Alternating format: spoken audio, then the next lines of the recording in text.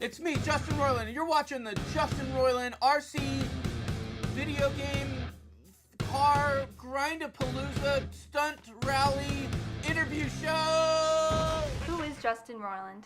Many know him for being one of the co-masterminds/producers behind the hit cartoon show Rick and Morty. But Roiland is much more than just a successful producer. Roiland is also a voice actor, animator, writer, director, game designer, and on top of all of that, he is a comedian. But how did this all happen? Roiland's career in comedy began when he and his friends started making silly digital shorts in college that he and his friends would star in. At first, Roiland's works were only for the eyes of his friends and family, but then he discovered Rick and Morty co-creator Dan Harmon's film festival, Channel 101. Channel 101 allowed Roiland to submit his crazy, unhinged, and unfiltered stream of consciousness videos for large audiences to see.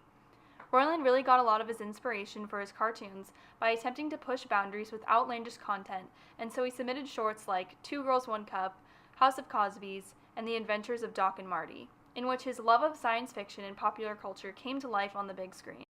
You will find that throughout Roiland's cartoons, you will see pop culture and science fiction themes appear frequently.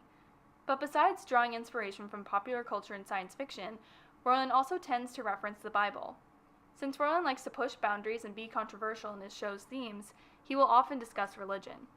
Religion allows Roiland to produce contrasts that help the audience and characters to deal with the harsh realities of life that are addressed in his works. Jesus Christ. What happens when we die? What happens when we all die? Do you guys worry about that shit at night?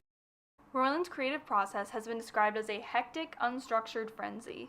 It usually begins with Justin using a whiteboard to quickly brainstorm ideas, then spit out a script, then record it, then improvise, then bring it back for assets, then take everyone's feedback, and then excitedly run back to the booth to re-record, re-edit, and etc. Roiland really likes to work quickly. He loves what he describes as the immediacy of it all, seeing this thing come together in a blink of an eye, despite the mad, chaotic dash that's happening around it. This is why Roiland is known to work late at night and show up to the office next day from anywhere between 10 to 12. When you look at the process in a little more depth, however, it is actually very calculated.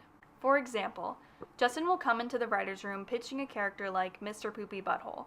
After making the entire writer's room laugh for a couple minutes, they will start to actually get into the linguistics of who Mr. Poopy Butthole is and what is his life story. From then on, Justin will direct the designers with his very specific vision, and the designers will compile around 50 drawings based on it. From these characters they create, they will plot certain characteristics, traits, colors, or shapes, and develop the world they reside in. It is these drawings, characters, and worlds that then go on to affect the storyboards and script later on. Now, Mr. Poopy Butthole is one of Roiland's most beloved characters. Rick and Morty, for those of you who don't know, is about a mad scientist and his grandson, and their adventures through time and space through Rick's portal gun. Because of this premise, the writers have entire universes at their fingertips to explore throughout the series. There are literally no limits to what they can do, something Roiland did on purpose to allow him the creative freedom when writing the show. This means, however, that there are many things to create and consider when writing episodes in this Rick and Morty multiverse.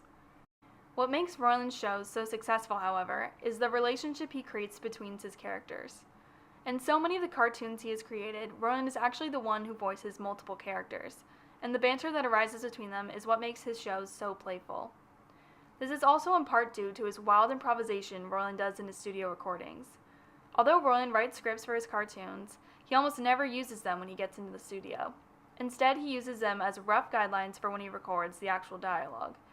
Even though improving the dialogue sometimes causes him to stutter or mess up words, Roiland feels as though it makes his characters more lifelike.